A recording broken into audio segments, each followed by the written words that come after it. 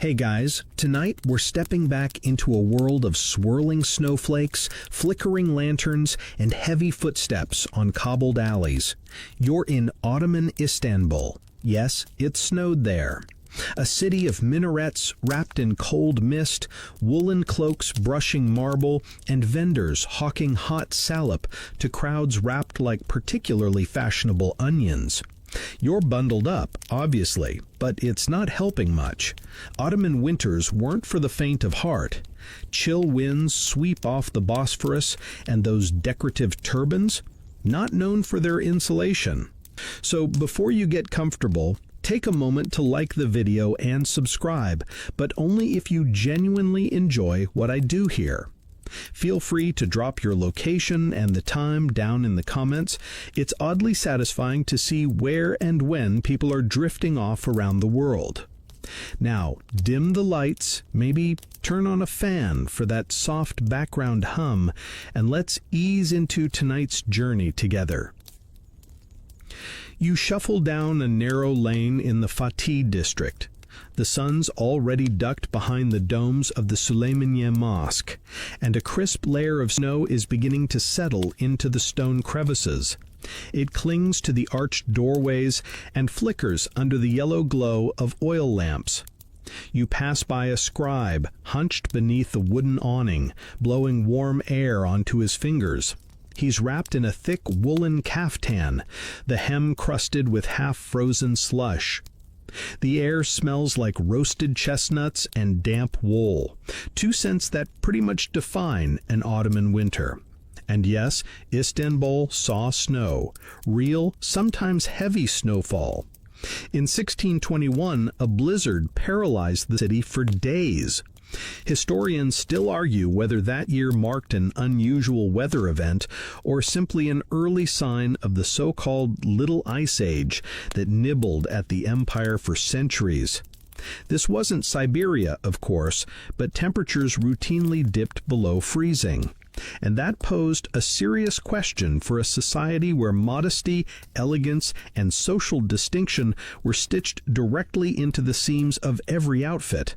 How do you stay warm without sacrificing your style or scandalizing your neighbors? The answer is, you don't just wear clothing, you orchestrate it. Ottoman fashion during the colder months was a layered symphony. Tunics over undertunics, sashes upon sashes, a cloak draped just so. There was an etiquette to it all. Your layers said something. They signaled rank, gender, occupation, even mood. Darker shades for dignity, brighter ones for youth. If your neighbor's caftan was saffron yellow in January, chances were they were either newly married or desperately clinging to their sense of humor. A porter trudges past you, hoisting a copper brazier filled with coals.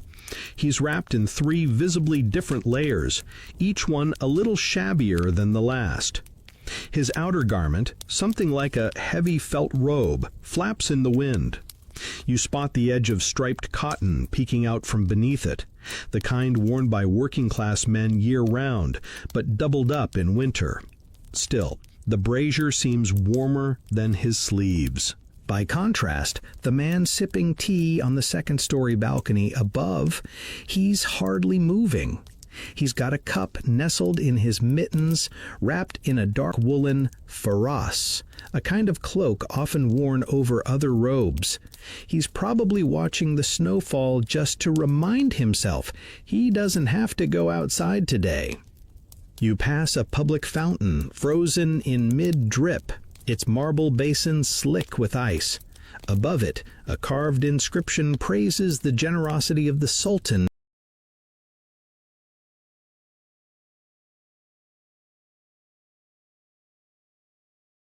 who had it built. Even the imperial family felt the bite of winter, though not equally. The Topkapi Palace, grand though it was, lacked the modern concept of central heating.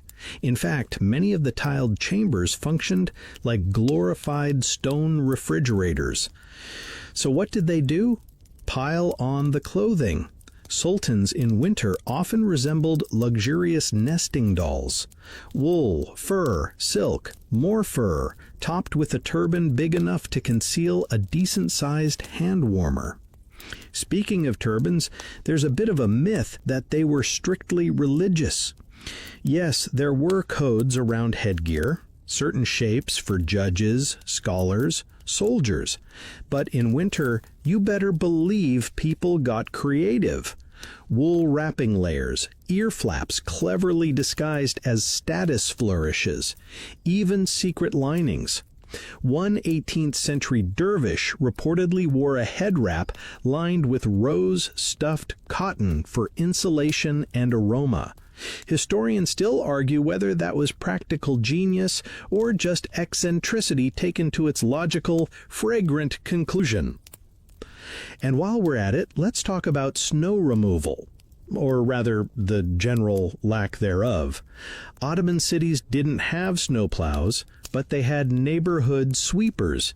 Usually boys or older men paid a few coins to clear doorways and mosque steps with wide brooms, or, in deeper snows, just flattened wooden planks.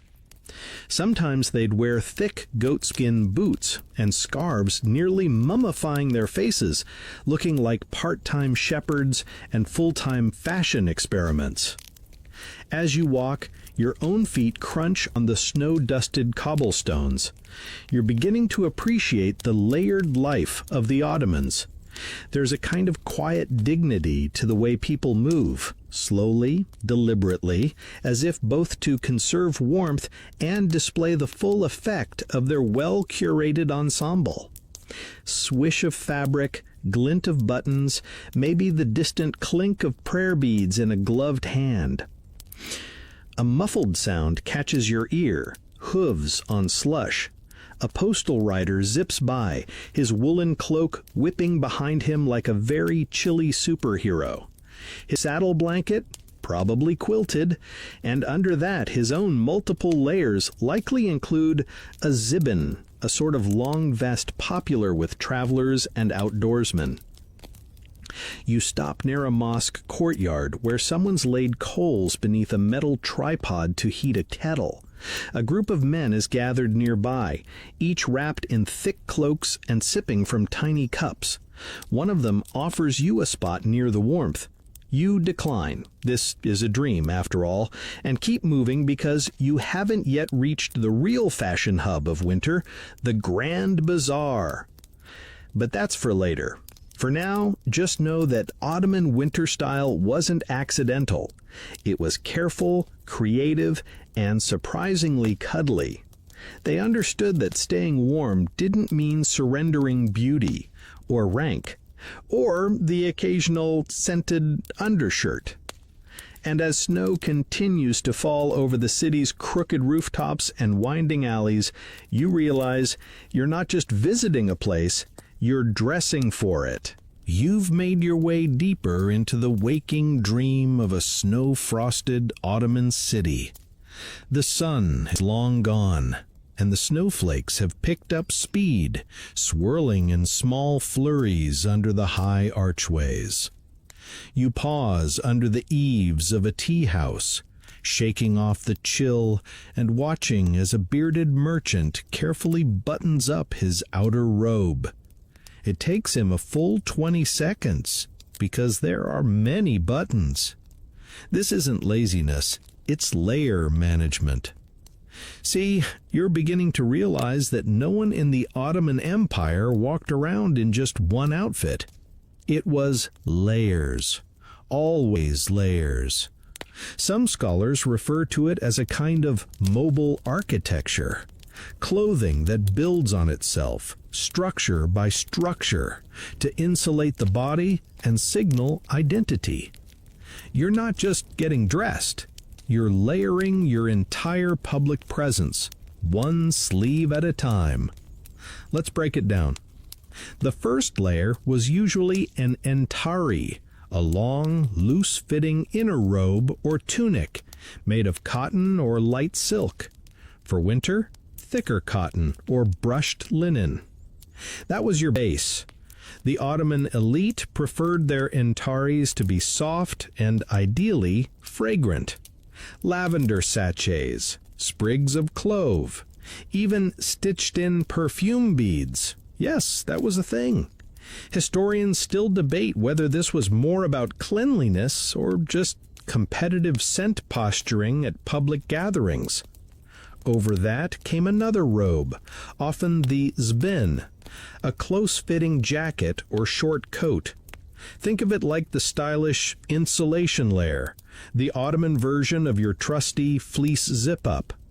Unlike modern fleeces, though, these could be embroidered, quilted, and lined with unexpected things. Camel hair, lamb's wool. On one occasion, a traveler wrote about a zbin lined with dried thyme leaves, again, for scent and allegedly insect repellent.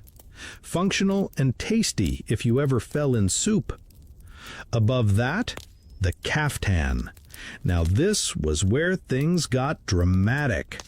The kaftan was long, often flowing, and richly colored. It could be quilted for warmth or even stiffened with extra layers of silk. And yes, multiple kaftans could be worn at once. Wealthier Ottomans, especially those in court or administrative positions, were often buried with 5 or more kaftans layered on their bodies. In winter, it wasn't uncommon to walk around in 3. The innermost might be striped or plain, while the outermost was the pièce de résistance, ornate, fur-trimmed, and eye-catchingly regal. No zippers, of course, just long sashes tied in elegant, often color-coordinated knots. Belt culture was strong. And you're standing there trying to imagine how anyone could sit down in all this without crumpling like a historical throw pillow. But somehow they managed. Women, by the way, were absolute champions of the layering game.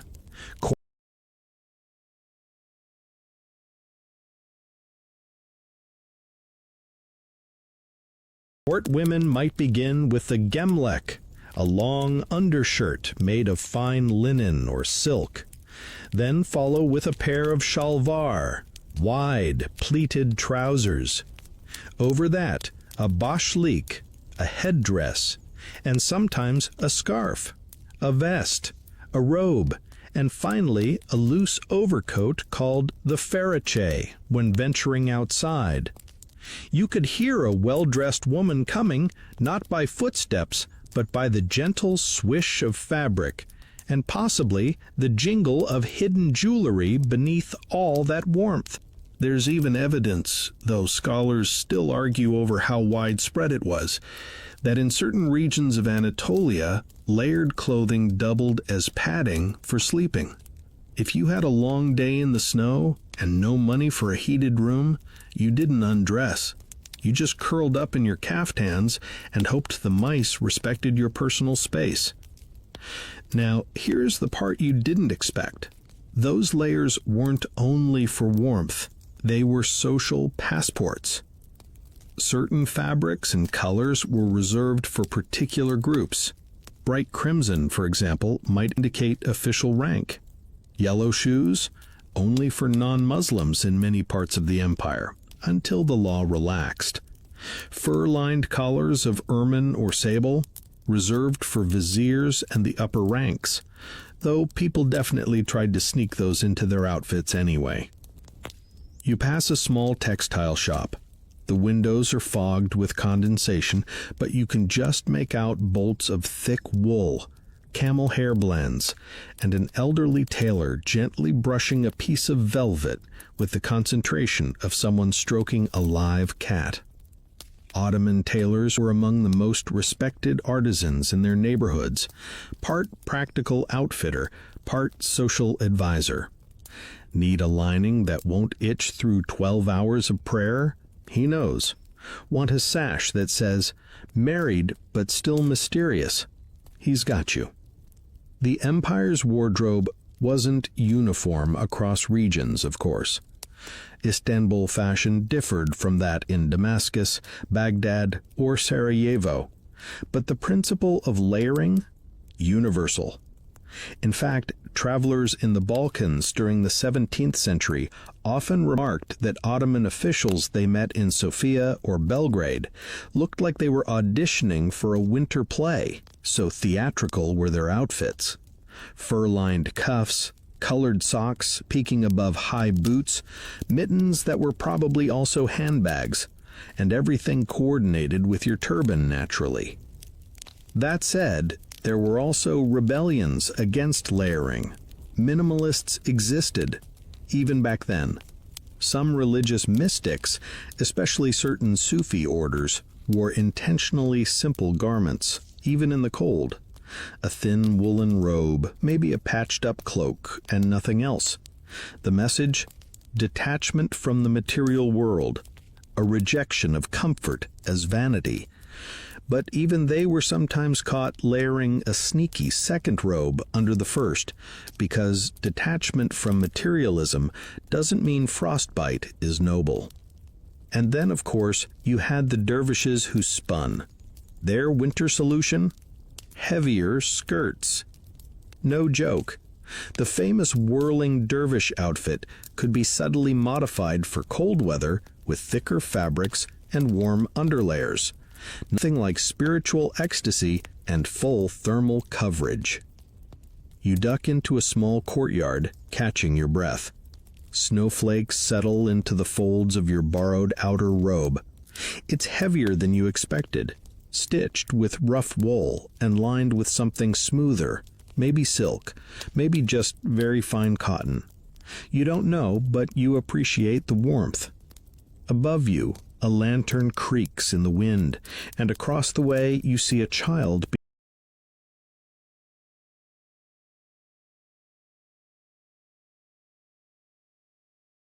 being wrapped, meticulously, expertly, in a shawl the size of a bedspread. She's laughing, probably because she can't move.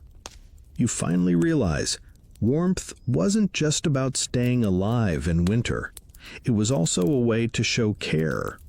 To wrap someone in layers was to protect them, honor them, maybe even brag a little about your textile skills.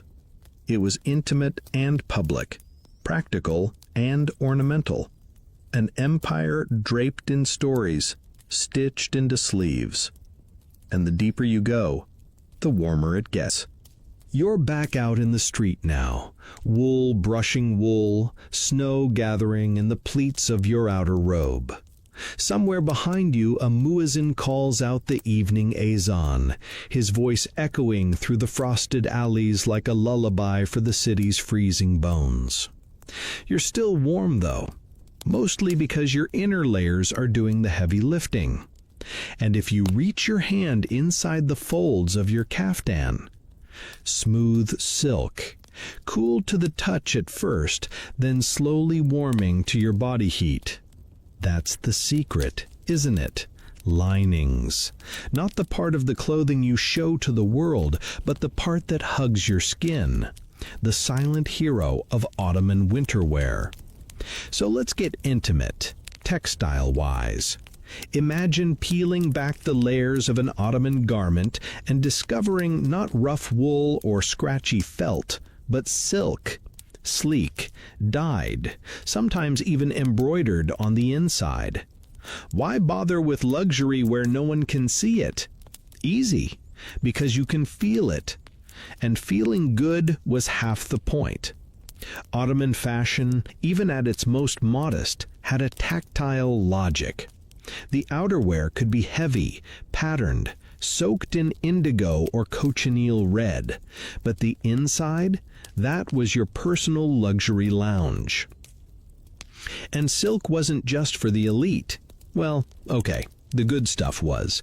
But lower and middle-class citizens also tried to incorporate softer linings into their clothing, using silk blends, cotton silk hybrids, or even repurposed scraps from worn-out saris or trade cloths. Some linings were made from second-hand material because why let good softness go to waste? Silk wasn't only about comfort, though. It helped trap warmth, like a thermal barrier. The Ottomans may not have had thinsulate, but they knew how to layer fabrics with purpose. Wool on the outside, silk or fine cotton inside, sometimes even with herbs sewn between the layers. No, really, historians still argue whether this was more medicinal or just a good-smelling superstition. Lavender to calm nerves, rosemary for strength, bay leaves to ward off evil, and in colder provinces, clove or cinnamon for circulation.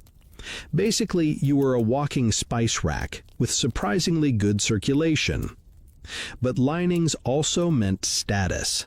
The right inner fabric could mean the difference between a respected gentleman and a social climber who just borrowed his cousin's coat. Take, for example, the royal caftans preserved in Topkapi Palace. These garments, stunning brocades, stiff with gold thread, often hid a second life beneath their patterned shell. The linings? Fur, silk damask, sometimes stitched with silver thread initials, the Ottoman equivalent of monogrammed pajamas. And that brings us to fur. Yes, we're technically veering toward the next layer, but stay with me, because fur and linings were inseparable. Picture this. You open the sleeve of your caftan and find it not just lined with silk, but with trimmed ermine. Clean, white, soft. Reserved for high-ranking officials, viziers, and sultans. And if that sounds too extravagant for everyday folks, don't worry. There were budget options. Sheep's wool, rabbit, even squirrel, particularly prized in the northern provinces and lovingly stitched into cuffs and collars where it would brush against the hands and neck. There's even evidence, though scholars squabble over whether it was fashionable or just practical, that two-sided garments existed, meant to be worn either inside out or reversed, depending on weather and occasion. A heavy wool coat one way, a lighter silk robe the other. Kind of like a reversible hoodie, if your hoodie cost a fortune and required two servants to put on. One particularly vivid record from the 17th century describes a vizier's travel cloak lined with stuffed swan down. Swan down. Can you imagine? It's like wearing a cloud that whispers poetry directly to your shoulders. The text notes he wore it while journeying to Adern in January, where the snow was waist-high and the wine froze in its jar. Another reason warm linings were crucial. Frozen refreshments are only charming the first 5 minutes. It wasn't all about personal clothing either. The yorgan, or winter quilt, often used the same lining techniques: silk or velvet interiors, stitched herbs, even secret messages. Yes, really. One surviving quilt from the early 18th century was found to have prayers sewn into its seams, not unlike a soft, cozy talisman. Imagine being wrapped in warmth and divine insurance. And let's not forget the animals. Horses, camels, even donkeys had their own lined winter gear. Travelers heading east from Istanbul often wrote about pack animals wrapped in felt coats lined with cotton padding, ears tied up in wool caps, sometimes with miniature tassels for protection against the wind, or more likely to look fabulous. You duck into a quieter courtyard now, a little warmer than the street thanks to the high walls and flickering brazier tucked against the stone. A woman adjusts her fetache while her child sleeps beside her, layered in what looks like 4 tunics and a blanket-turned coat. She's gently pressing her palm against his back, not patting, just holding to make sure the warmth's still there. You get the sense that every stitch in her outfit was placed with care. The lining of her sleeves is quilted. You can see the little diamond stitches catching the lamplight. Handmade, maybe by her, maybe passed down, because linings weren't just fashion, they were inheritance. And let's not forget the animals. Horses, camels, even donkeys had their own lined winter gear. Travelers heading east from Istanbul often wrote about pack animals wrapped in felt coats lined with cotton padding, ears tied up in wool caps, sometimes with miniature tassels for protection against the wind, or more likely to look fabulous. You sit down beside the brazier for a moment. The cushion you rest on, lined, of course. Probably silk beneath the rough cotton. Someone took the time to make sure even your seating had a bit of luxury. That was the Ottoman approach to cold. Not just endure it, but endure it with a little drama, a little comfort, and maybe a sprig of mint sewn into your sleeve. And as the snow continues to drift down over rooftops and wrap the city in its own white linen, you understand. Warmth was never an accident here. It was designed, stitched, lined, and passed from one shivering generation to the next. Your fingers are starting to thaw as you rise from the warm courtyard. The snow's falling slower now, soft and lazy, like the city's exhaling after a long day. You pull your cloak tighter, but the cold doesn't bite quite as hard anymore. Maybe it's the brazier's lingering heat. Or maybe it's because you now know the secret. If you're dressed like an Ottoman in winter, you're basically a wearable building. And today we're adding fur insulation to that building. Fur in the Ottoman Empire was more than a winter accessory. It was a symbol, a story, a material that hugged you while also telling the world where you sat on the social staircase. Not all fur was created equal, and not all fur wearers were treated the same. There was a whole language to fur: who could wear what, where they could wear it, and how much they could get away with. Let's start with the heavy hitters: ermine, sable, and lynx. These were the showpieces. Think of them as the empire's version of the luxury SUV: soft, rare, and always noticed. These furs were reserved for the highest ranks of Ottoman society: sultans, viziers, high-ranking judges, and certain favored bureaucrats. You didn't just toss on an ermine-trimmed caftan and wander down to buy olives. There were protocols, laws, and yes, people who actually enforced the rules about which class could wear which fur. Historians still debate how strictly those rules were enforced, especially in the provinces. But in the capital, you didn't mess around. The wrong fur in the wrong place could get you a sharp look, or worse, a gentle but humiliating reminder from the mutessib, a kind of market inspector meets moral enforcer. Basically the fashion police, but with legal teeth and excellent winter wear of their own. For the majority of folks, though, the go-to furs were more modest: lamb, sheep, goat, and occasionally fox. These could be stitched into coat linings, added as trim around collars, or used as warm inserts in gloves and shoes. And yes, shoes mattered. Slipping your bare foot into a fur-lined slipper after walking over cold stone floors, that was peak luxury. One popular outerwear choice was the kirk, a fur-lined robe that ranged from simple lambskin versions for everyday wear to elaborate pieces studded with gold thread embroidery and trimmed with sable for special occasions. The word kirk itself became shorthand for opulence. If someone said, "He showed up like a kirk in July," they meant the person was really overdoing it. You pass a tiny shop just off a side street, a furrier's stall. The display window is fogged, but you catch sight of pelts hanging in neat rows: gray squirrel, thick fox, and one glistening roll of what looks like black sable, probably imported at ruinous cost from Russia or Central Asia. You wouldn't dare ask the price. It's the kind of item you admire in silence, and then tell yourself you're more of a goat fur personality anyway. Speaking of squirrel fur, it was surprisingly popular. Not quite as regal as ermine, but prized for its softness and warmth.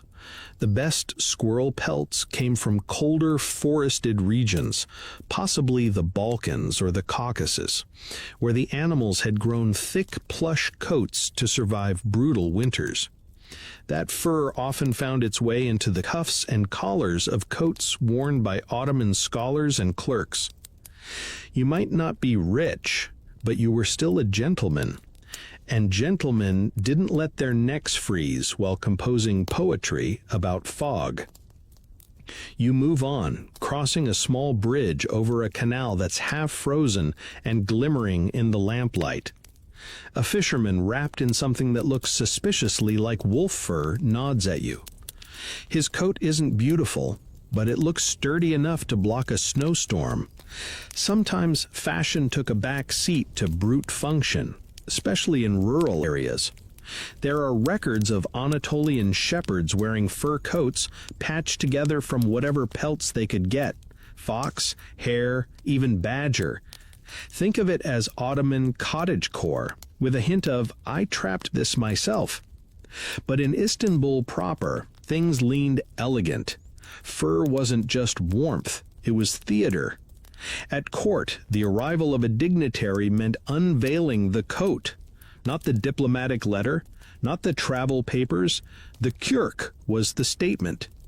When foreign ambassadors came calling, the Sultan's gift often included a robe lined with fur, preferably something exotic, rare, and impossibly soft.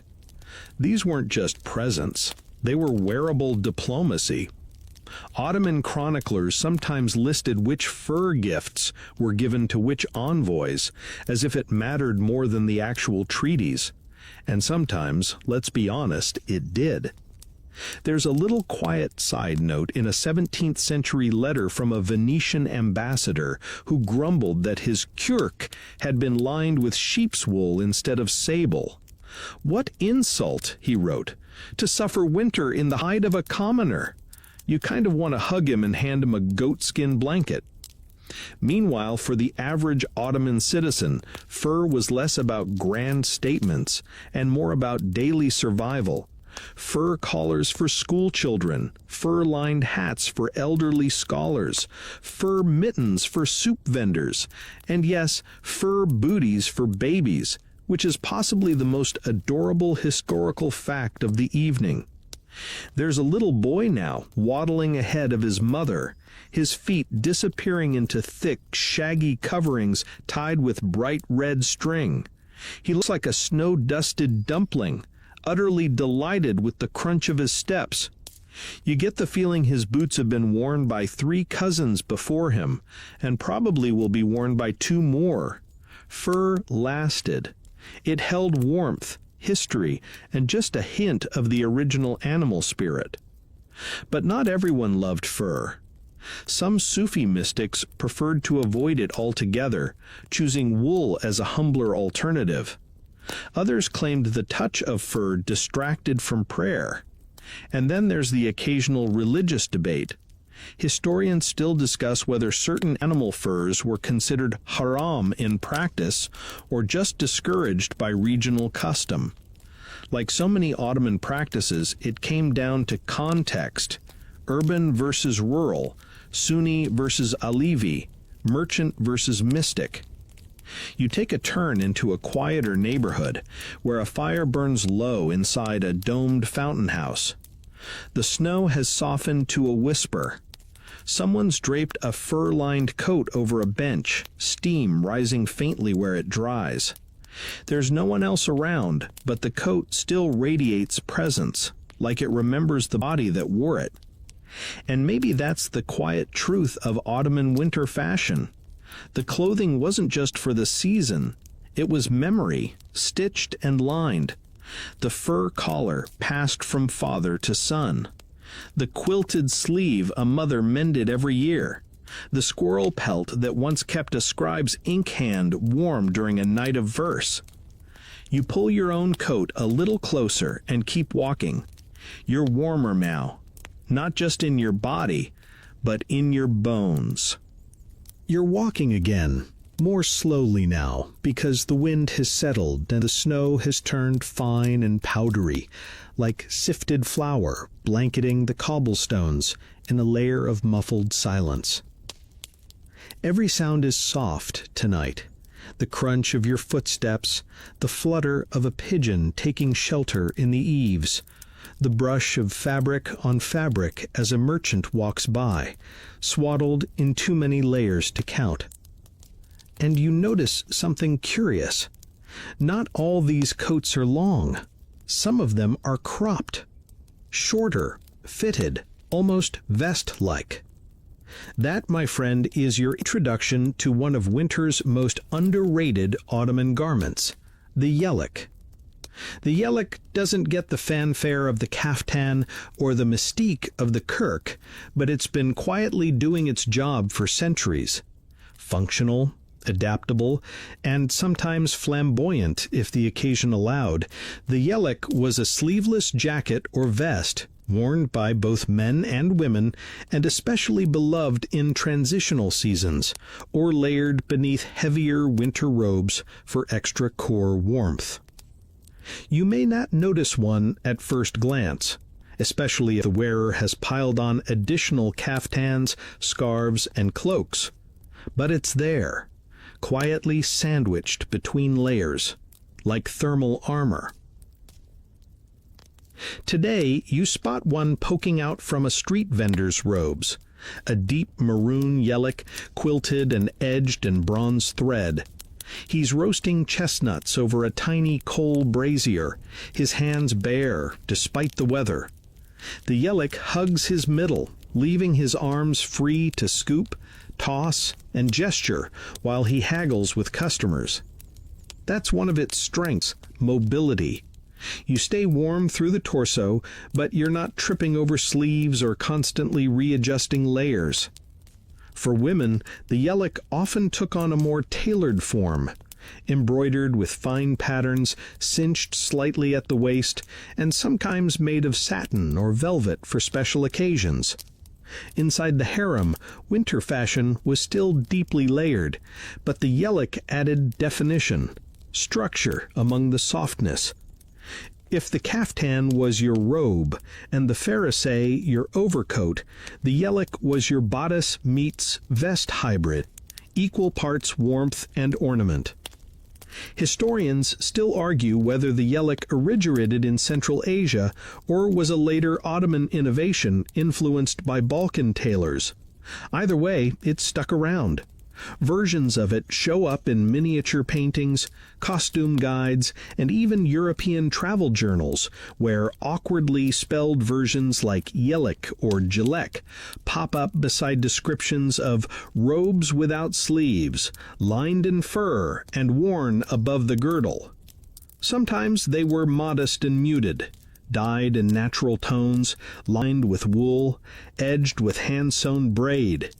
Other times, not so modest, especially in courtly settings, where a young sultana might sport a yelek sewn with tiny seed pearls and cut from imported brocade, peeking out like a glint of mischief between outer layers. You pass a weaving workshop now. Inside, under the flicker of oil lamps, you spot a tailor's apprentice carefully rolling a bolt of thick cotton, while his master shapes a vest on a mannequin that looks suspiciously like an old chair with arms. They're discussing something, pattern alignment, maybe, but their gestures tell you this piece is going to be special. You can tell by the green velvet laid over the table. That shade, deep and mossy, was favored in winter for its visual warmth. You can almost feel it just looking at it. The yelek also served as a bit of personal expression, even in a culture where modesty and uniformity often reigned supreme. Its compact size made it perfect for experimenting with embroidery, piping, or fabric texture. And because it was semi-hidden under larger garments, it carried a bit of mystery. You'd only spot a friend's new yelek if they opened their coat wide to share a story or a joke. And here's a fun fringe fact for you. Some janissaries, yes, the elite military corps, were known to wear yellock-style vests under their uniforms, especially when off duty. Though strict about uniform regulations in public, in private, they had more leeway.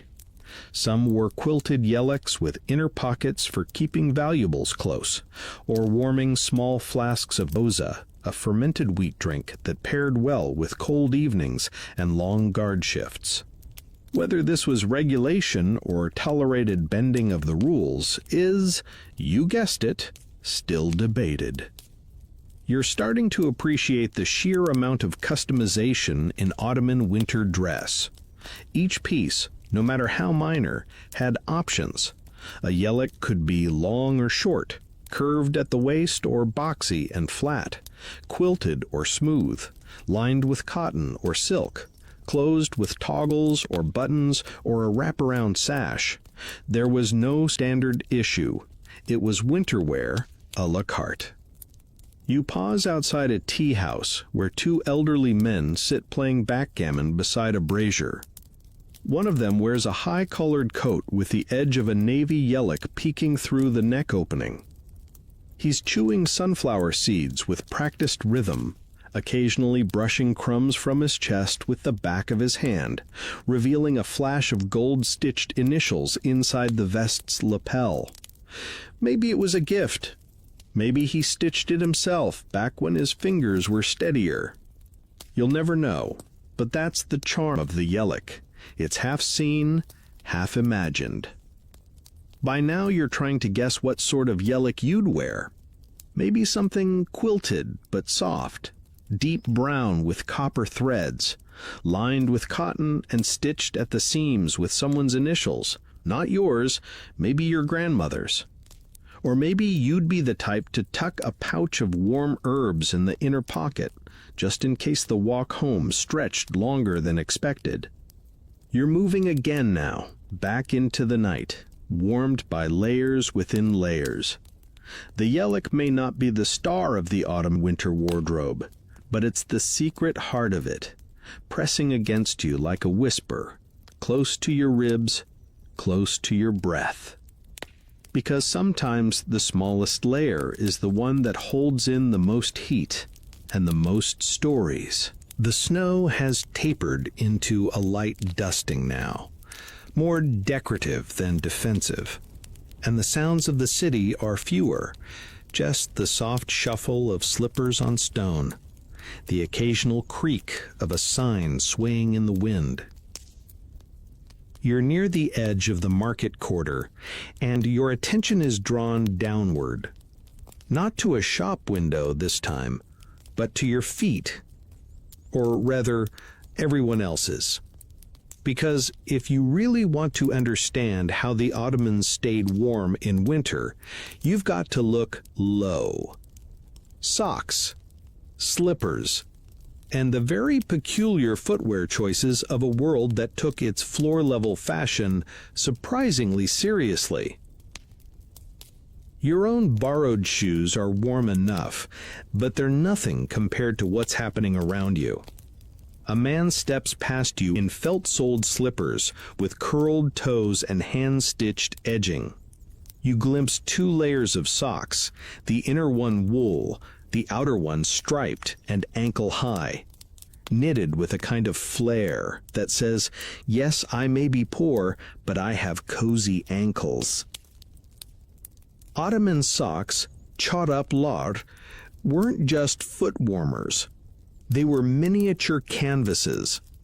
Seriously, if you imagine hand-knit Ottoman sock, you're probably picturing something beige, itchy, and vaguely potato-shaped.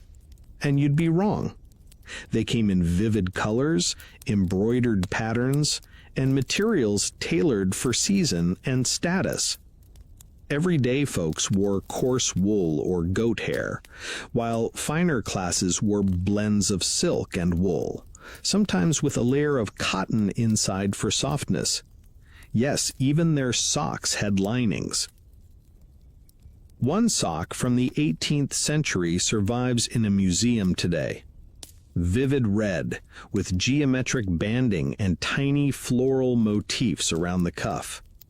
It's the kind of sock that would make your grandmother proud, and your toes sigh with delight. You take a seat on a stone ledge and loosen your slipper. Inside, a neatly folded fabric insole, probably cotton-wrapped felt, stitched with little cross-hatches. You press your thumb against it. Still dry. Ottoman slippers were often designed to be slip-ons, partly because mosques required the faithful to remove their shoes before entering, and also because homes and many shops were strictly shoeless zones. Imagine tying your shoes 50 times a day. Nobody had time for that. Now, about those slippers. Indoors, you wore soft, often backless ones called terlik. Outside, especially in wet, slushy streets, people would switch to heavier-soled leather shoes or, in some regions, slip wooden clogs under their slippers like little platforms. Yes, platform clogs. Picture flip-flops that make you 2 inches taller and sound like a musical instrument when you walk on stone. There's a term for them, naleen. Originally used in bathhouses, they became winter wear hacks in the wetter districts.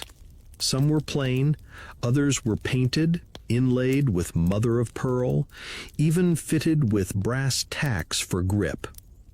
Imagine strolling around in a pair of snow-ready high heels that also happened to be made of polished cedar. If you didn't trip, you definitely impressed. One elderly porter walks by now in knee-high felt boots, kitche chismelar. They're molded to his calves, dark gray, probably handmade. The kind of thing you pass down, resole, and only wear when the snow is deep enough to demand it. Felt boots were the ultimate defense against winter's worst.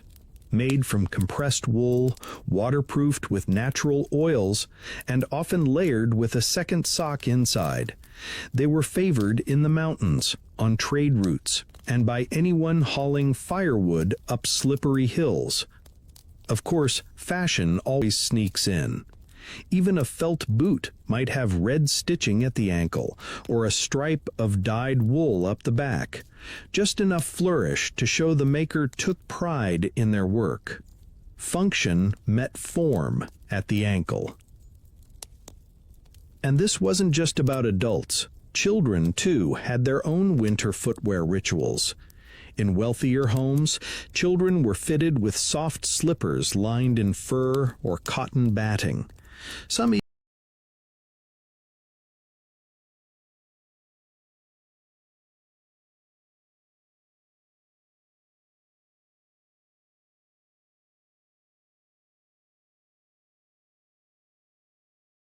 even wore tiny foot wraps, strips of cloth layered like baby-sized bandages, a practice borrowed from older Central Asian traditions.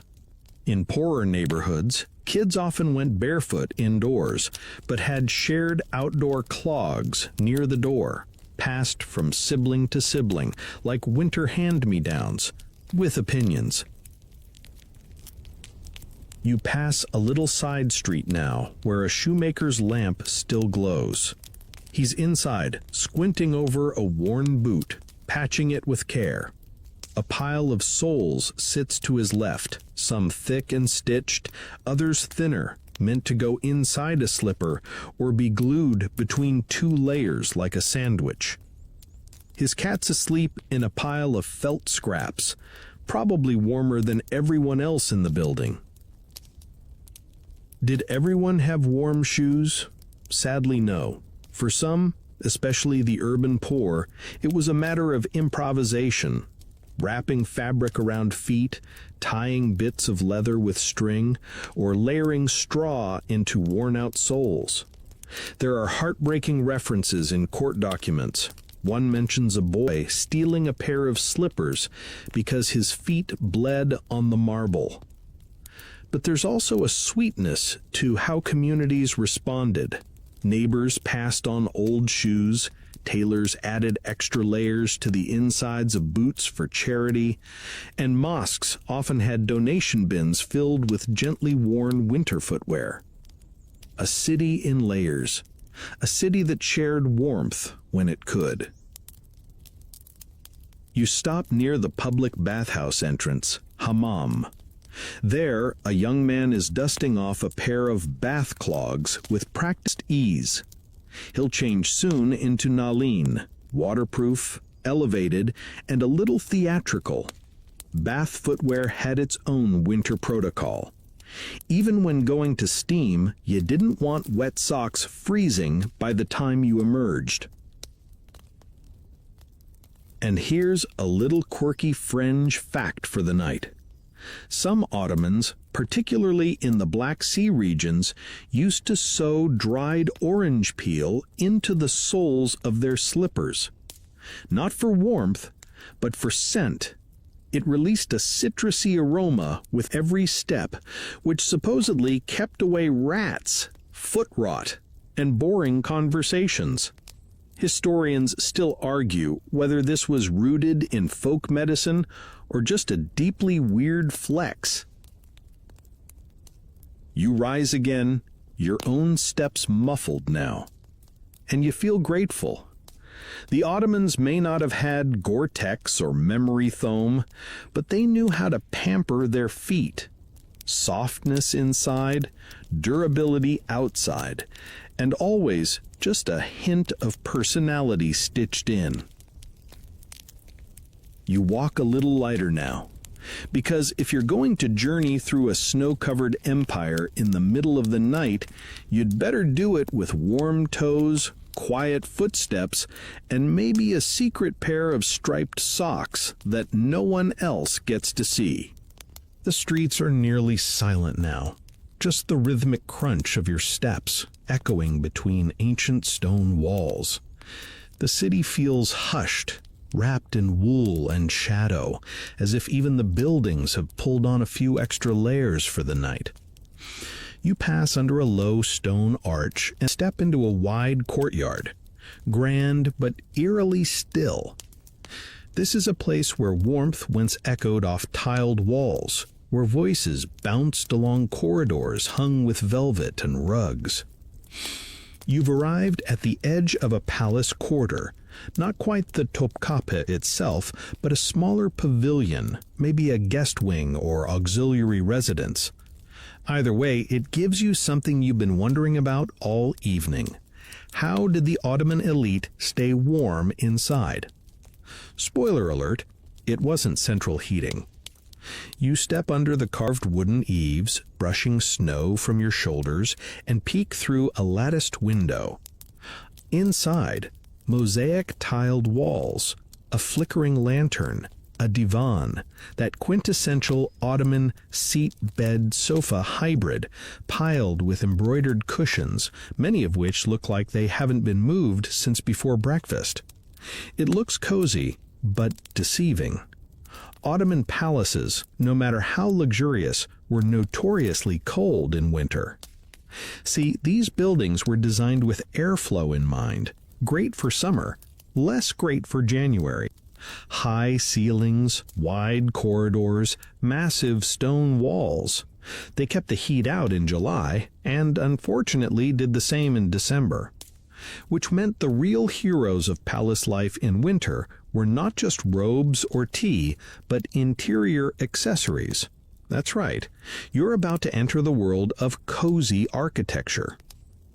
First, the floors. No hardwood here, stone, sometimes marble, cold enough to keep yogurt fresh. Which is why every room had layers of rugs, often stacked, overlapping like the world's most luxurious patchwork quilt. Thick wool kaleems on the bottom, lighter silk or cotton rugs layered on top. Walking barefoot in these rooms? Only if you hated your toes. Most people padded around in socks or indoor slippers, occasionally dragging small footstools closer to braziers. Ah yes, braziers, the real MVPs of indoor winter living. These portable charcoal heaters came in brass, iron, or ceramic, and they glowed like miniature suns. You'd place one in the center of the room, maybe tuck another near the wall where elders sat. Family members gathered around them like cats, spreading their fingers toward the heat and occasionally jostling for position when someone got too toasty and fell asleep. In the elite households, braziers were sometimes beautifully decorated, engraved with floral motifs, inlaid with silver or copper, even fitted with little hanging chains to adjust the inner coal pan. One traveler described a fire pot glowing like a lantern's belly, full of heat and smelling faintly of cedar. Romantic, yes, but you could still singe your sleeve if you leaned in too far. People learned the art of warming, slowly, from a distance, with respect. You shift your weight and lean against a low stone railing. Inside the palace room, a maid adjusts the pillows on the divan. She fluffs one that's oddly shaped, thinner, rectangular, and places it under a quilt. That's not just for comfort. That's a kujak yastia, a lap pillow. Ottoman women, and plenty of men, used them in winter while seated, placing them across their laps to trap warmth and cradle their hands. Some were filled with cotton, others with cherry pits or flax seeds, which retained heat when warmed near a brazier. Kind of like an Ottoman hot water bottle, without the water or the bottle. You notice something else. The windows. They're covered in thick curtains, often double-layered. A sheer inner panel lets in light, but the heavier drape, usually velvet or brocade, was drawn at dusk to block drafts. Sometimes waxed paper was added between wooden lattices to act as rudimentary insulation. It wasn't pretty, but it helped. And remember, they didn't have double glazing, just clever fabric management. The doors, also covered. Ottoman palaces sometimes hung kapi perdesi, door curtains, right over the wood or even just behind it to slow the winter wind sneaking through gaps. In some regions, leather or felt panels were hung in doorways like soft barricades against the cold. Every breeze was treated like an enemy spy trying to steal body heat. You duck your head through a side gate and emerge into a garden now half buried in snow. Even here, signs of warmth linger. A covered walkway stretches between wings of the building, its wooden latticework lined with heavy fabric. That's a sofa, not the couch, but the covered corridor, a kind of architectural sleeve. And even in winter, it was used because the cold didn't stop people from walking between buildings. It just meant they did it faster, wrapped in 3 layers of kaftan and possibly grumbling under their breath. One peculiar feature you might not expect? Portable walls. Yes, in some wealthier households, residents used large, thick folding screens to divide rooms during winter. These screens, often padded or draped with textiles, weren't just decorative. They shrank a room's size, helping trap heat around the divan area. You weren't heating the whole palace. You were heating a cocoon inside it. And in the most intimate corners of winter life, like sleeping rooms or private libraries, Ottomans employed another trick, the yorgan-leek, essentially a quilt chest. It wasn't just storage, it was a signal. When the yorgan-leek was opened, it meant sleep or deep lounging. Out came the thickest quilts, stuffed with cotton or wool, covered in stitched silk, sometimes so heavy they needed 2 people to fold. You weren't just getting under the covers, you were diving into a woven fortress of warmth. Even the ceilings contributed. In rooms designed for winter use, the central dome might be fitted with wooden lattices or intricate wooden grills, not just decorative, but slightly lowering the height and reducing echo. Some historians believe these wooden inserts also help to soften the feel of a room, psychologically warmer, even if the temperature remained unchanged. Call it Ottoman hygge. You glance once more into the tiled room, now bathed in lamplight.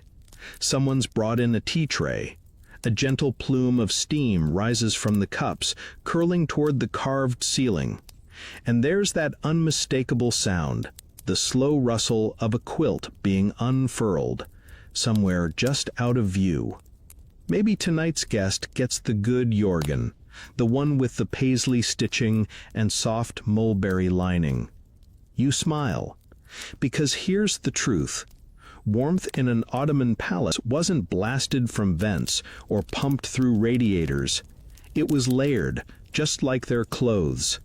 A divan piled high, a window double draped, a brazier gently purring at the center of the room.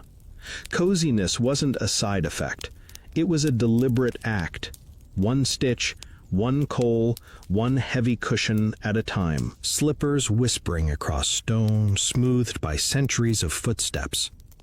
The wind picks up again, playful now, curling around corners and catching the edge of your robe. But you're warm, bundled in your quilted layers and wrapped in borrowed elegance. You've explored the noble hearth, the merchant's robe, the slipper of the street vendor. But now it's time to examine the most surprisingly stylish sub-zero warriors in the Ottoman world, the Janissaries. Yes, the Janissaries, those elite infantry troops of the Sultan. Trained from boyhood, disciplined to the edge of fanaticism, and known for their dazzling uniforms and steady formations. When they marched in silence, heads held high beneath their tall felt hats, every inch of their clothing as calculated as their steps. And as you're about to find out, they had winter uniforms that were just as functional as they were fashion-forward. You're near the outer walls of the Janissary barracks now, massive, fortified, austere. But peek just past the guards and you can see flickers of life. A brazier glowing in the corner of a courtyard, a stack of firewood leaning against a wall, and most importantly, the swirl of thick, military-grade cloaks. A Janissary standard-issue winter garb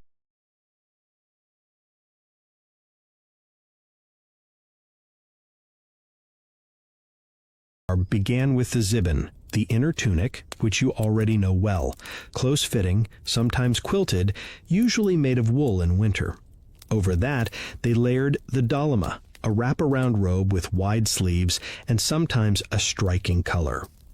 Dalamas in winter could be lined with fur or padded with cotton. Colors mattered. Deep blues, iron grays, crimson for officers. Nothing was random. The Janissaries understood that clothing was part of the message. It said, "I'm part of something larger, and I can march in snow better than you can."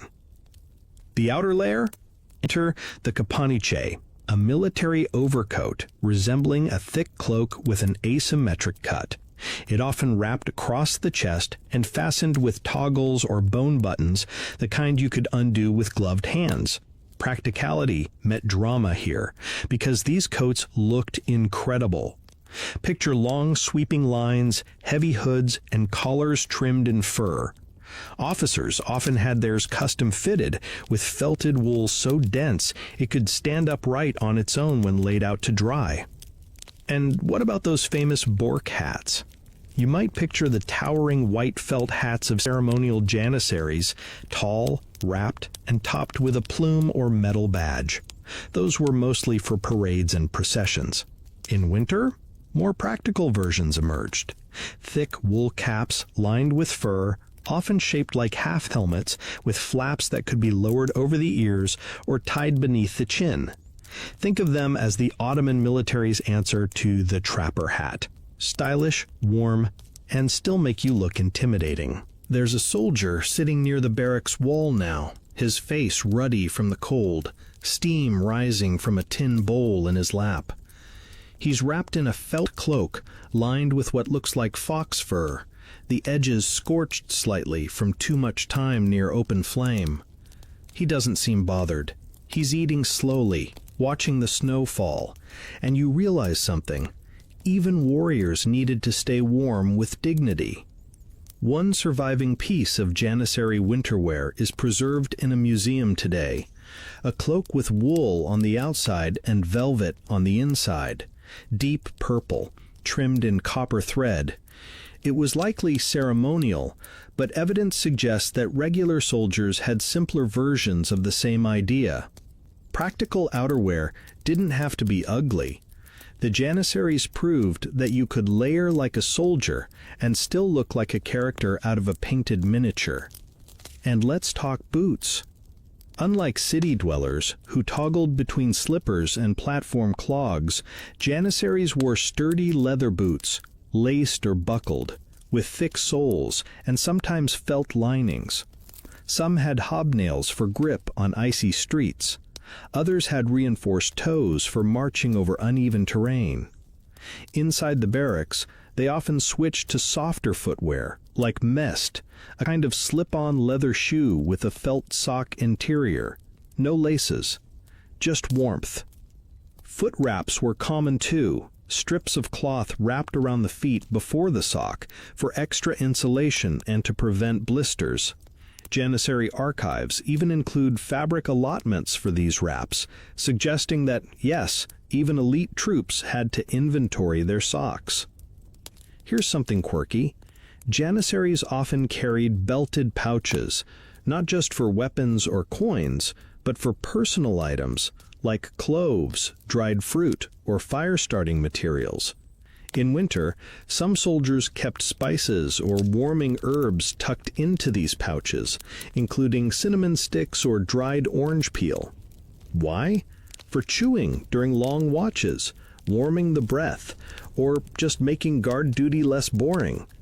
Historians still debate whether these were officially sanctioned or just tolerated acts of comfort. You pass a training yard now, mostly empty but marked with scuffed footprints in the snow. One side has a target board, the other a row of wooden poles for sparring. Off to the side, a pile of winter gear, cloaks, extra tunics, a few hoods hanging to dry. Even warriors needed to delayer occasionally. Some of the youngest recruits, achemioglin or novice boys, could be seen in slightly oversized winter garb, hand-me-downs from older soldiers, or standardized kits issued at the barracks. You spot one now, probably 13, trying to adjust his sleeves without dropping the kettle he's carrying. His wool hat is askew, but his cloak is fastened perfectly. You nod to yourself. He'll be fine. Anyone who can pour tea in snow with sleeves that long has a future. And here's the part no one expects. Janissaries had uniform inspection ceremonies where they were required to appear in full winter kit. Officers checked the thickness of padding, the condition of boots, even the alignment of belt pouches. Clean, orderly, warm, always ready. The goal wasn't just discipline, it was to project strength through visual cohesion, even in freezing weather. As you exit the barracks edge, snow swirling again, you hear faint drumming, the Janissary band practicing somewhere deep inside. Not a full march, just the steady tap of a hand drum, like a heartbeat in wool. And you think, these soldiers weren't just fighters. They were performers, diplomats, guardians, symbols. And their winter uniforms? As elegant and effective as a perfectly thrown cloak over a freezing battlefield. You wrap your own robe tighter and step into the night again, half expecting a parade to appear. But the street is empty. Just you, the snow, and the ghost of marching boots. The snow has settled into the quiet sort of fall now. Small, content flakes drifting like lost embroidery threads from the sky. Your hands are warm inside your sleeves. Your slippers have found the rhythm of the city's pulse, and you've started to notice the people moving past you again, like little vignettes stitched into the city. A man clutching a basket of eggs wrapped in a scarf. a pair of teenage boys wrestling over a hot simmet bread, a woman in a dark cloak stepping carefully around a puddle. And then you see her, wrapped in velvet, her feet silent beneath long skirts. She turns a corner into a narrow alley near the walls of the old palace complex. A flick of gold thread at the edge of her headscarf catches the light. Her outer robe, midnight blue, billows slightly as she walks, and for just a second she looks less like a person and more like a shadow sewn out of silk. That, right there, is the essence of imperial women's winter fashion: soft, elegant, guarded, and absolutely gloriously layered. Because make no mistake, the women of the Ottoman court may have lived behind latticework and protocol, but when it came to winter clothing, they were stylish survivalists. You trail her steps, not too close, dreamlike now, into the memory of the imperial harem, not the scandalized version painted by Western artists, but the real one, a world of hierarchy, language, duties, and complex layers of textile life. A place where sultanas, concubines, servants, and governesses all had their own winter wardrobes. And yes, they shared. And yes, they gossiped about whose kaftan was secretly quilted with goose down. You would too. It starts, as always, with the base layer, the gumlek, a linen or cotton chemise. In summer, it might be near sheer, but in winter, thicker cotton, brushed inside, sometimes double-layered. Over that came the shalvar, those voluminous gathered trousers tied at the waist and ankles, perfect for trapping warmth and accommodating more layers underneath. Some wealthier women reportedly wore 3 pairs at once, which basically made them the original puffer pant enthusiasts. Then the antari, a robe-like layer with buttons down the front, silk or velvet, depending on status. And here's where it gets interesting. Winter antaris were often padded, stitched in diamond patterns with cotton batting inside. If done subtly, it looked sleek. If not, you waddled slightly while walking, though that was seen as charming, especially among the younger women. Like a swan wrapped in clouds, one poet once wrote. He may have been describing his cousin. Above the antari came the kaftan, of course, sometimes plain wool, sometimes brocade, and almost always lined with fur in colder months, ermine, fox, lamb, trims of squirrel around the cuffs, and in at least one record, the sleeves lined with silk woven from threads dyed in crushed pomegranate skins, rich red, soft enough to make your wrists feel kissed. You pause at the entrance to a side courtyard. The snow has been swept here, revealing a mosaic floor. In its center sits a brazier, surrounded by stools. One is still warm.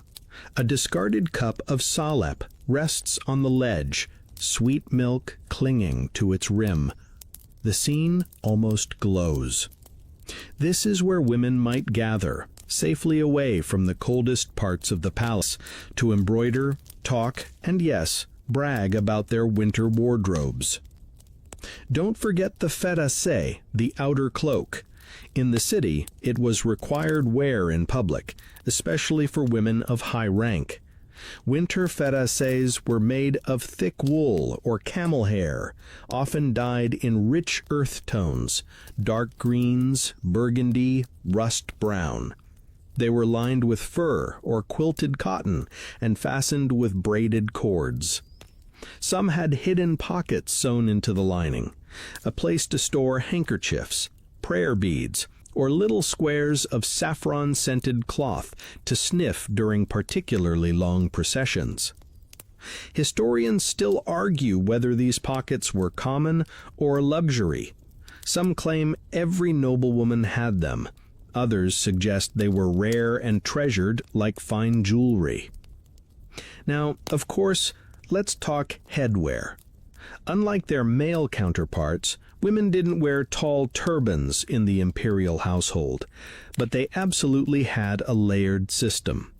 First, a close-fitting cap, then a light scarf, then a heavier basortu or yalik, depending on regional style. In winter, these might be lined with silk or brushed wool, and yes, even scented. Women in the palace often carried small silver scent cases, koku kutusu, tied at their waist or tucked into the folds of their robe. These held clove-studded cotton, rose petals, ambergris-soaked beads, anything to keep the winter air pleasantly perfumed. You can almost smell it now. Faint clove, sandalwood, and something sweet like baked quince. Accessories mattered too, not jewelry per se.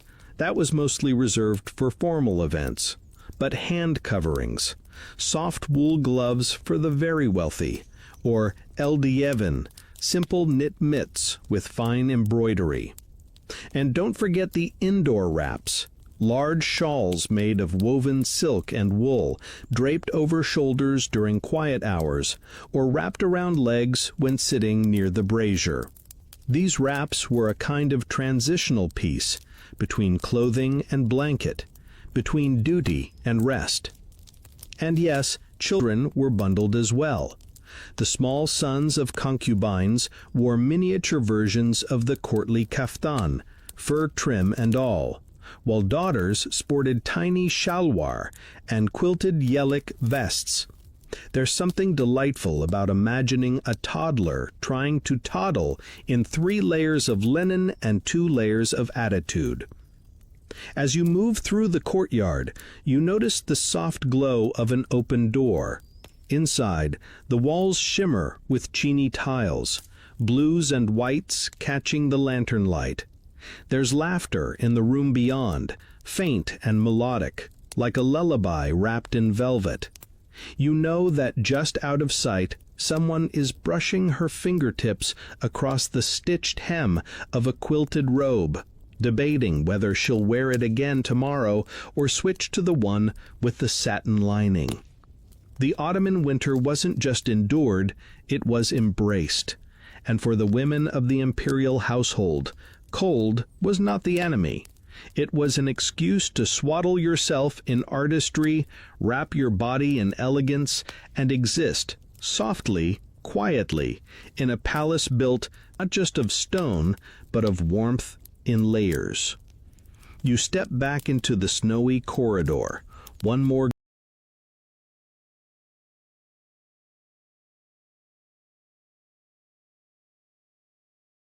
ghost among the rustle of silk-lined shadows. You're back in the winding streets now, snow still falling gently, settling like icing sugar on tiled rooftops and wool hats. The air smells like damp stone, firewood, and lentils. You turn a corner and step directly into a scene that reminds you winter is not all palaces and courtly caftans. Here in the quieter districts, it's the season of scraped knees under too many layers, of mittens lost in snowbanks, and of mothers chasing tiny boots that seem to run faster than their owners.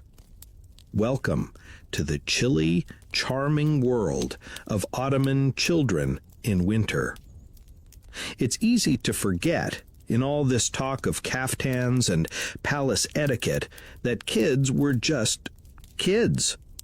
Whether born to sultans or bakers, they laughed, tripped, played, and wriggled right out of their winter gear the second no one was looking. But when it came to the cold, adults across the empire took layering young bodies very seriously, because there was little forgiveness in Ottoman winters for a child left exposed. You spot a boy now, maybe 5 years old, trying to climb a snow-covered wall while dragging what looks like half a quilt wrapped around his shoulders. He's wearing shalvar, those wide, puffy pants still popular among children, tucked into knit wool socks that reach almost to his knees. His top layers include a short yelek, a quilted tunic, and what appears to be a coat made from hand-me-down adult fabric, cut down and awkwardly resized. It flaps like wings as he jumps. And that's how it was. Most Ottoman kids, unless born to wealth, wore repurposed adult clothing, altered by mothers, older sisters, or the neighborhood tailor. Long kaftans were shortened, waistbands tightened, sleeves rolled or stitched. Growing room was often left in strategic places, with hidden seams to let out as needed. It was clothing that grew with you, like a fabric chrysalis waiting for puberty. For the very youngest children, especially in colder regions, the solution was often simpler. Just wrap them in everything you could find. Undergarments, tiny tunics, quilted overrobes, wool shawls pinned across their chests like miniature superhero capes. Babies were swaddled, toddlers layered like onions, and anyone under 10 was basically mobile insulation. And the headwear? Oh, the headwear. Children wore thick wool caps, sometimes knit, sometimes stitched from felt, that tied under the chin with ribbon or cord. In some towns, grandmothers knit double-layered caps with ear flaps and stitched talismans into the lining. Beads, miniature amulets, even verses of protective prayer. Imagine a world where your winter hat also fought off bad dreams. Not bad, right? You stroll through a narrow alley where several children are gathered, huddled over a game scratched into the snow. They're bundled up in mismatched layers, striped sleeves poking out under quilted vests, mittens hanging by cords from their sleeves, and cloaks that look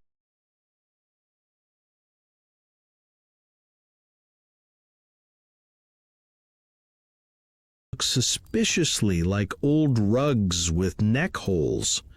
One girl wears a tunic that's obviously her older brother's, belted at the waist with a length of dyed string. She's stomping her boots to keep warm, the snow squeaking under her feet. Footwear for children ranged from miniature leather boots to soft messed slippers worn indoors. In poorer homes, kids often went barefoot indoors all year round, especially if the floors were carpeted or layered with felt. But in winter, everyone scrambled to find shoes. Some children shared pairs. Some wore boots stuffed with extra wool or straw. And more than a few trailed behind an older sibling wearing hand-me-down clogs 2 sizes too big, making winter walks into slapstick theater. One surviving account from a 17th century school teacher describes boys arriving at the mosque school with frozen shoelaces and mittens made from old kaftan sleeves. He called it a season of chaos and comfort. You feel like he would have liked these kids. In wealthier homes, especially among the merchant and artisan classes, children were dressed with a touch more flair. Tiny embroidered coats, fur-trimmed hats, and even scented layers. A small sachet of clove or rose sewn into a vest pocket to keep them smelling pleasant when hugs were frequent and baths were not. These scented pieces weren't just for court children. Mothers in many households believed sweet smells guarded against illness, especially in damp, cold weather. Inside the home, children often wore floor-length quilted coats in the evenings, especially after bathing. These acted as both bathrobes and bedtime wear.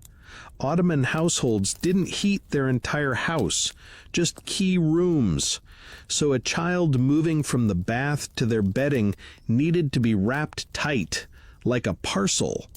Imagine a tiny person being handed from bath mat to blanket with the seriousness of a sacred ceremony.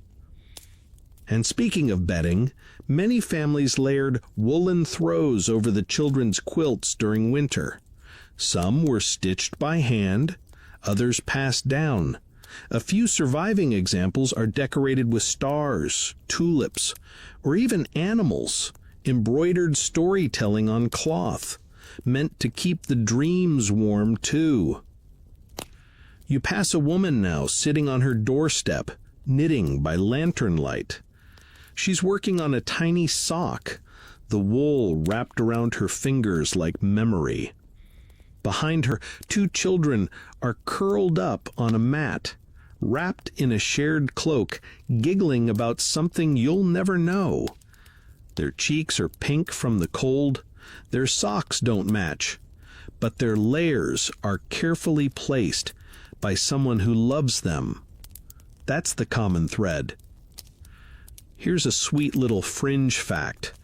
Some Ottoman mothers stitched bells into the hems of their children's winter layers, not for decoration, but so they could hear where the little ones were in a busy house. You can picture it now, the soft jingle of a toddling child echoing down a carpeted hallway, warm and safe, and only partially lost under 5 tunics. You continue walking, the laughter behind you fading into the hush of falling snow.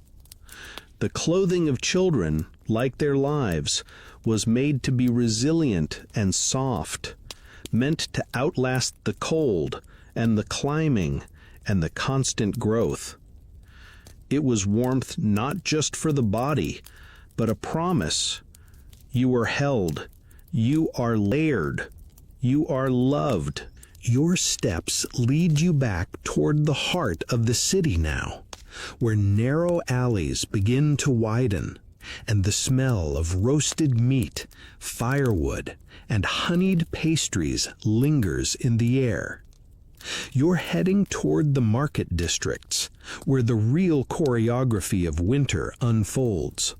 Not with grand cloaks or courtly rules, but through the steady rhythm of everyday people dressing for survival, movement, and maybe even a little flair. Here's where the fashion gets messy, real, glorious in its contradictions. Because Ottoman street style in winter wasn't just about staying warm, it was about function, in motion, the art of layering for work, worship, gossip, and occasional low-speed chases involving runaway chickens. You enter a broad plaza ringed with shops, the cobblestones half-shoveled and slushy. Stalls are still open despite the hour, the vendors huddled under awnings with layered coats and mugs of something steaming in their hands. And you can see it right away. Everyone wears the season differently. A bookbinder squints over his work, his sleeves rolled and pinned above the elbow, revealing a padded zibbon underneath a spotted wool kaftan. His head is wrapped in 2 scarves, one for warmth, one for style, and his feet are planted in mismatched boots, probably worn in by decades of sidewalk weather. Practical, familiar, quietly perfect. Near him, a mother shops with her 2 children. She wears a faded farace, cinched tightly with a worn belt, and her inner layers peek out in flashes, a patterned antari quilted in large diamond shapes, and a colorful wool scarf covering her neck. You can tell she's upgraded a summer outfit with clever layering. Winter wear by improvisation, one second-hand miracle at a time. And there's the celeb vendor, standing beside his ornate brass urn that sends puffs of steam into the air. He's wrapped in at least 3 garments: a quilted vest, a caftan, and a thick wool cloak pinned at the shoulder with a brooch that looks homemade.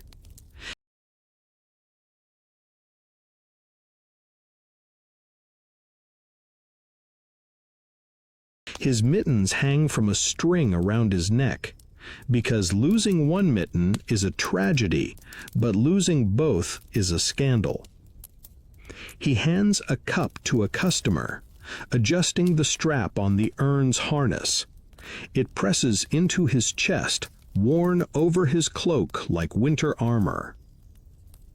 Winter markets had their own dress code, defined not by law, but by rhythm. You layered for errands. Warmth, yes, but also movement. Your coat needed to open quickly if you stepped into a shop. Your head wrap easy to loosen near the brassiere. Your sleeves short enough to count coins or catch bread from a vendor's hand. Ottoman city folk mastered what we might now call transitional layering long before the fashion bloggers did. You notice a scribal assistant trotting past with papers in hand, his coat flapping open to reveal a striped yelek beneath, a splash of cheerful color against the snow-dulled streets. That vest? Possibly an heirloom or a lucky charm. Young men often used winter as an excuse to show off a bit of hidden flair. An embroidered belt under a coat, a pocket square scented with clove, a scarf tied in the latest twist from Damascus. Historians still debate whether Istanbul or Cairo had more stylish winter streetwear during the 17th century. The one Ottoman satirist wrote that in Istanbul, even a soup seller's cloak has opinions, which you have to admit sounds exactly right. You pass a stall selling second-hand garments, a common sight in big cities.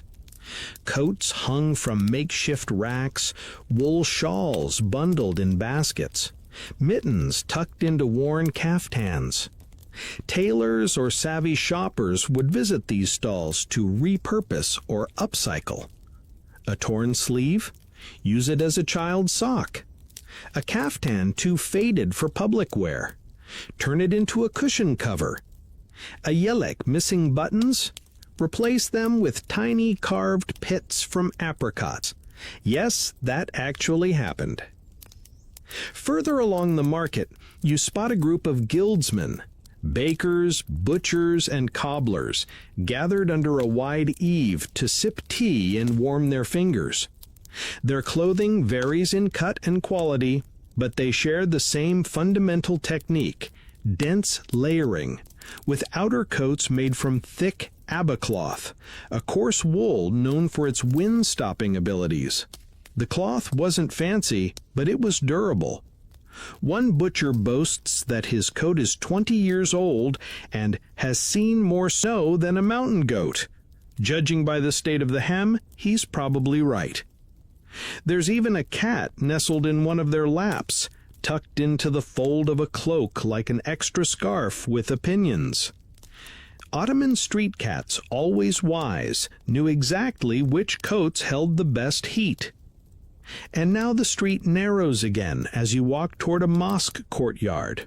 It's quieter here, the snow crunching under your feet like old paper. A man in scholar's robes sits beneath an awning, a thick divot case of ink and quills beside him. His winter garb is austere, but layered with care. soft cotton inner robes, a wool outer caftan, and a simple wool shawl tied diagonally across his chest. His head wrap is lined in felt, and his shoes, tucked neatly beside his mat, are stuffed with dried leaves, possibly sage, a foot warmer, and a mosquito repellent, apparently. Historians still argue over the practicality of that one. You take a moment to rest against a column. There's a lantern above you, its glow catching the shine of sleet on a merchant's cloak as he hurries by. You wonder what you'd look like in the market, what layers you'd wear. A faded green caftan? A yellock that used to belong to your grandfather? A hat that doesn't quite match but keeps your ears warm? You'd fit right in. Because winter in the Ottoman street wasn't about matching perfection. It was about layers with memory. Pieces handed down, patched, worn, and reworn. Every thread held a story. A patch told a tale.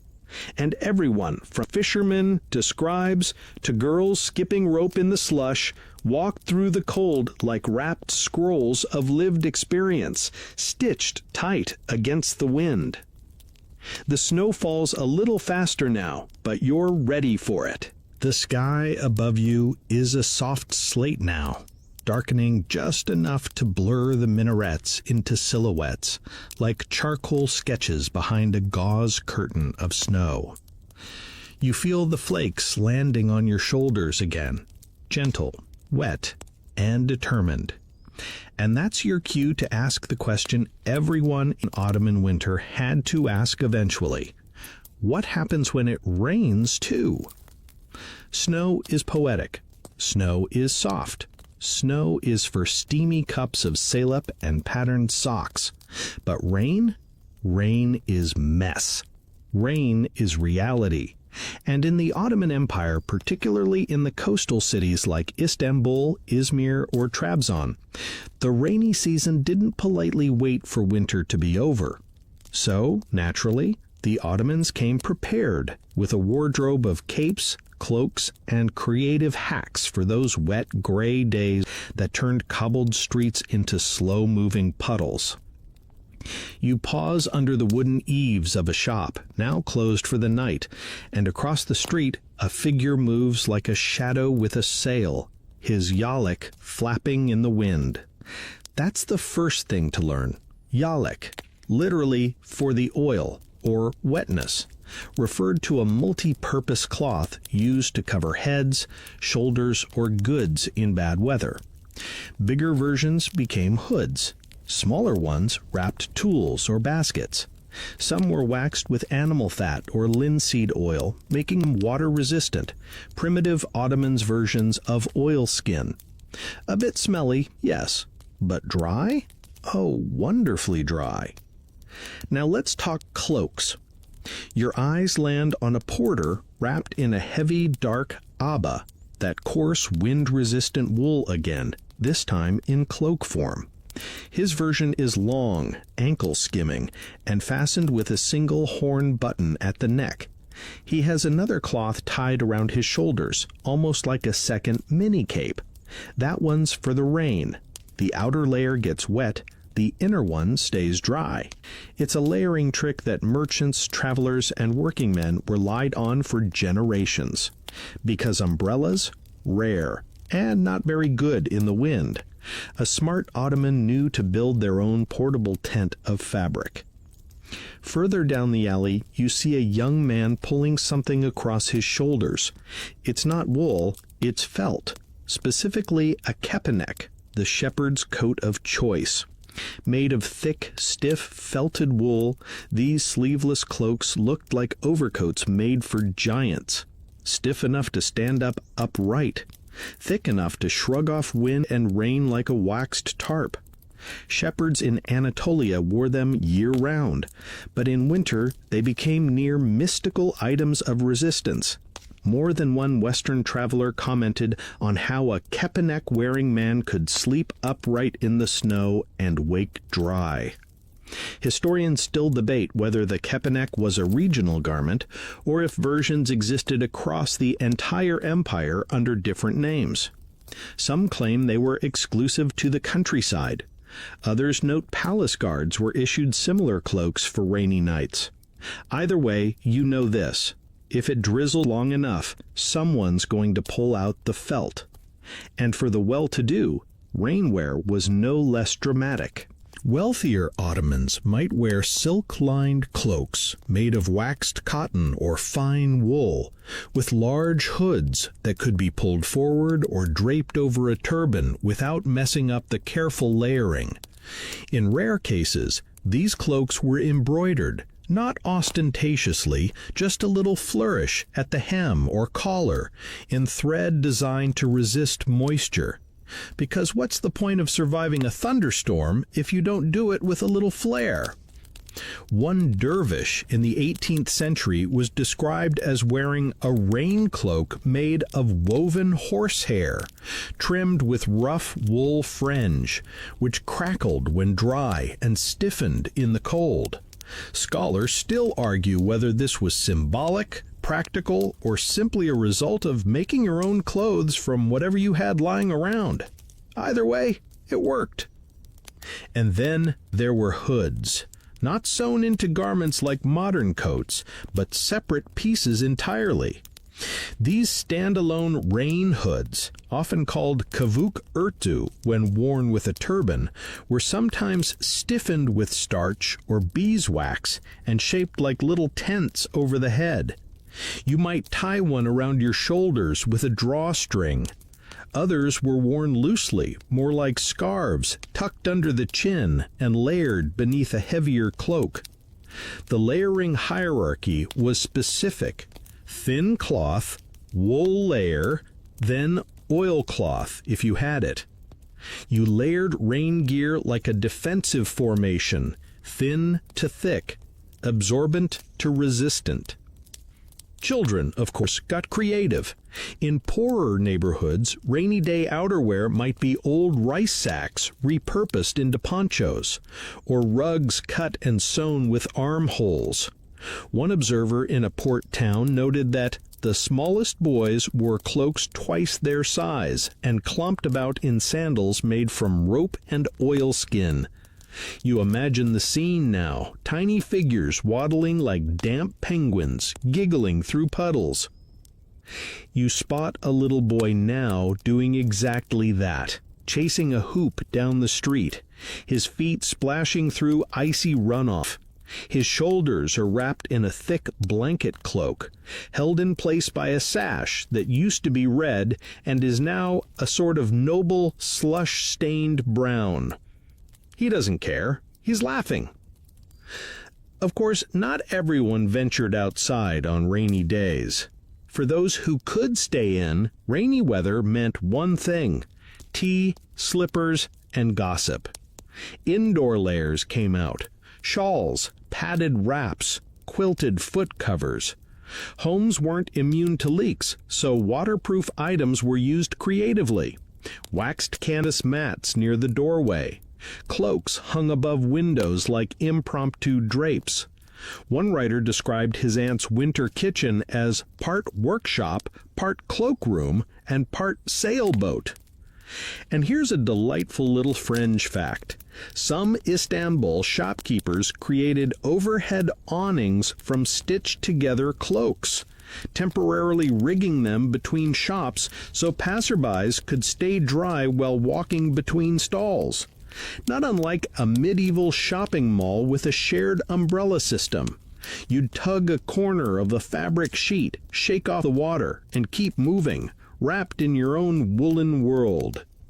As the rain begins to patter now, mixing with snow in that special soggy way, you find yourself huddled beside a vendor who's propped a wooden board against the wind.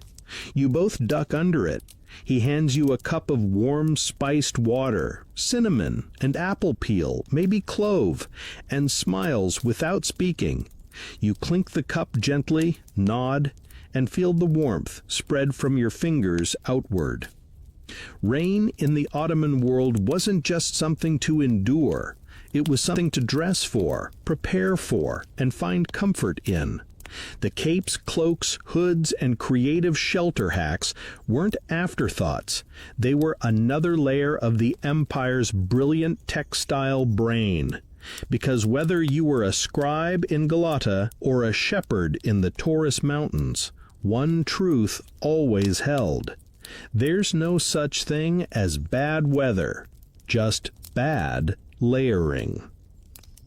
The rain has softened to a whisper now, barely audible over the rustle of fabric and the occasional drip from tiled roofs. The city glistens, each puddle reflecting golden lamplight like little pieces of melted brass. You're walking slowly again, your robes heavy with warmth, your sleeves brushing the damp stone walls of the alley. And you notice something else drifting on the night air. Not snow, not fog, but fragrance. You turn the corner and walk right into it. Warm cloves, a trace of sandalwood, maybe even rose. It's subtle but unmistakable, and it's coming not from a shop or a food stall, but from the person walking past you. Because this, dear listener, is the part of Ottoman winter fashion that rarely gets the attention it deserves, the aromatic layer. A hidden world of scented linens, perfumed fabrics, and spicy secrets woven into the very clothes people wore. Now, if you're thinking, wait, they actually perfumed their clothing? The answer is a firm and glorious yes. Ottomans were deeply attuned to smell, not just as a luxury, but as a sign of refinement, cleanliness, and even piety. The winter wardrobe was no exception. In fact, the cold months offered a perfect stage for these quiet olfactory performances. Unlike in summer, where sweat could interfere, winter let the scents linger, settle, steep. You pass a tailor's stall now, its shutters closed, but on the wooden awning above hangs a sign carved with two words, kokubezi, literally scent cloth. These were tiny sachets of herbs and spices sewn into little linen pouches and stitched directly into garments, usually at the collar, inner sleeve, or near the chest. Some were pinned like talismans.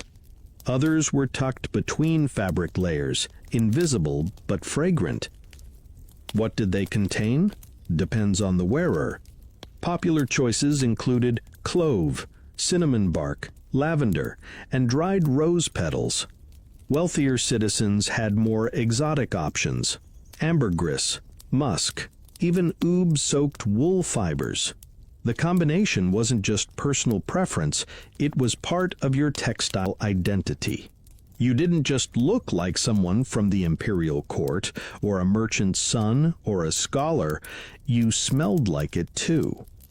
One historical record from a silk merchant in Bursa describes a winter caftan lined not only with cotton, but with a sewn-in strip of cloth soaked with rose water and saffron, dried and pressed between the quilted layers. So that the winter may arrive, but never without flowers, the note reads. You catch another waft now, less floral, more woodsy. A man walks past wearing a heavy wool cloak, and as it swings near you, it releases the faint scent of laurel and juniper. These were commonly used for warding off damp smells, especially in garments made from thicker, coarser wools. In homes without fireplaces, or with only one room heated, clothes could grow musty, so people stitched smell directly into the seams.